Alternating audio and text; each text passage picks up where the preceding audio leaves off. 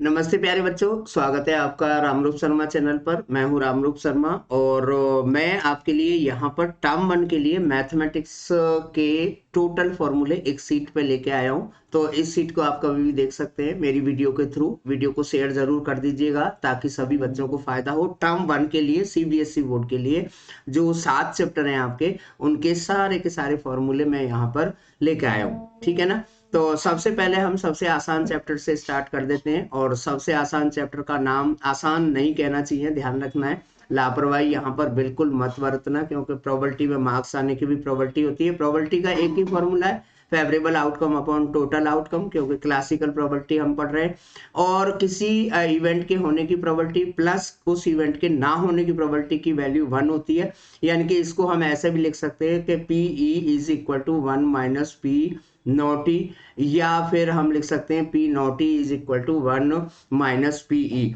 Coin पर, die पर और प्लेइंग कार्ड पर, बॉक्स पर या नंबर्स पर आपके क्वेश्चन आने के पूरे पूरे चांस हैं। चलिए जी, अब मैं आपको लेकर चलता हूँ ट्रिग्नोमेट्री पर।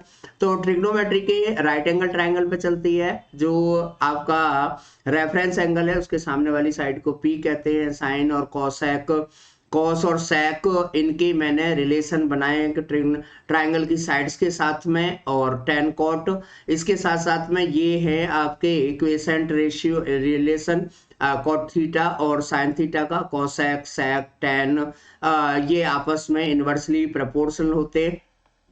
और ये तीन बड़ी आइडेंटिटी हैं जिनको आप मोल्ड करके कई सारी आइडेंटिटी बना सकते हैं। तो ये ट्रिग्नोमेट्री के फॉर्मूले, ट्रिग्नोमेट्रिक जो टेबल है वो भी मैंने बनाना सिखाया पिछली कई वीडियो में, तो उन्हें जरूर देख लीजिएगा।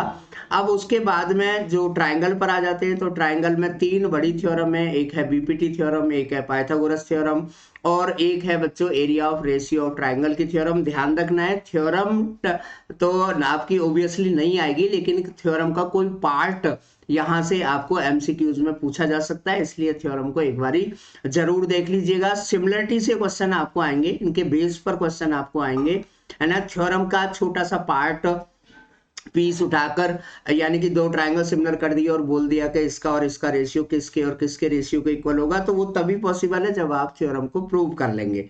ठीक है ना। तो ट्रायंगल जो चैप्टर है अच्छा चैप्टर है, बड़ा चैप्टर है, इसकी नॉलेज आपको होनी चाहिए। कोऑर्डिनेट ज्योमेट्री पर चल देते हैं। तो देखिए यहाँ पर एरिया ऑफ ट्रायंगल का फॉर्मूला आपको हटा दिया गया है, मैंने भी यहाँ पर हटा दिया है। Distance formula under root x2 minus x1 whole square plus y2 minus y1 whole square under root में। और ये तब है जब दो पॉइंट के बीच का डिस्टेंस आपको निकालना हो, उसके कोऑर्डिनेट x1 y1 और x2 y2 हो। अगर डिस्टेंस आपको ओरिजिन से निकालनी है तो under root x square plus y square. और अगर आपको सेक्शन फॉर्मूला लगाना है, m1 m2 के रेशियो में किसी पॉइंट ने एक लाइन सेगमेंट को डिवाइड कर दिया है, तो m1 x2 plus m2 x1 upon m1 plus m2। इसी तरीके से y का फॉर्मूला, मिड पॉइंट फॉर्मूला भी आपको जरूर निश्चित रूप से आएगा, तो इसका भी आप जरूर ध्यान रखें। इसके साथ साथ में हम आगे चलते हैं।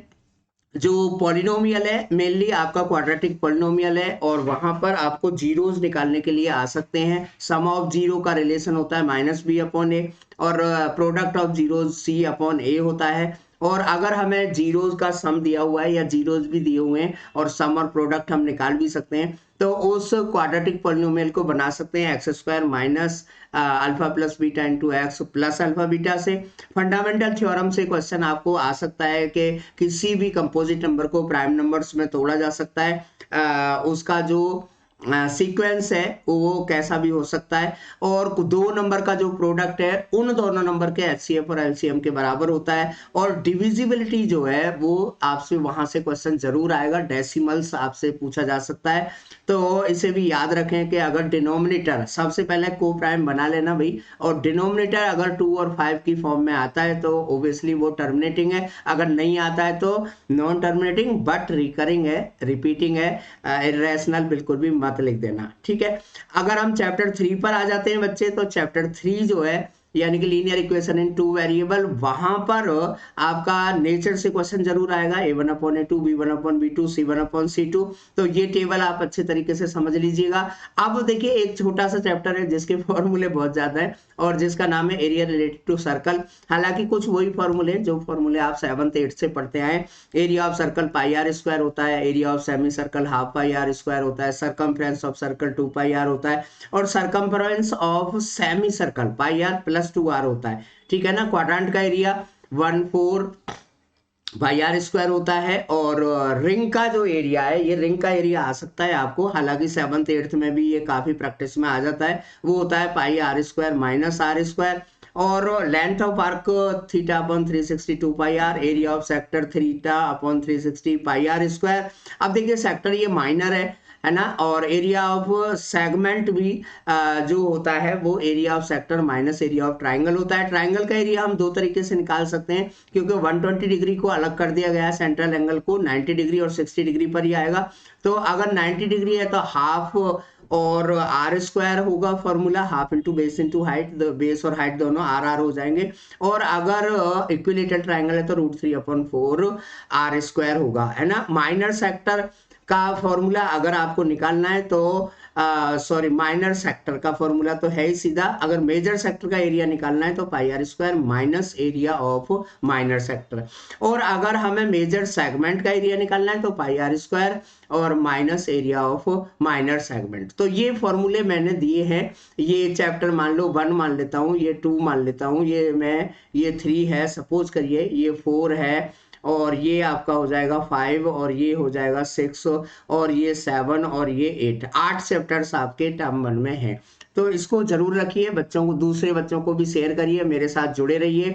और अगर आपको पढ़ना है अच्छे तरीके से, बहुत सीक्वेंस से, तो मेरे कमेंट सेक्शन में बताइए। अनअकैडमी पर बहुत सुंदर तरीके से, बहुत अच्छे तरीके से, बहुत कम फीस में पढ़ाई हो रही है। अभी भी आप विद इन 1 मंथ इस कोर्स को कवर कर सकते हैं। Thank you so much and all the very best.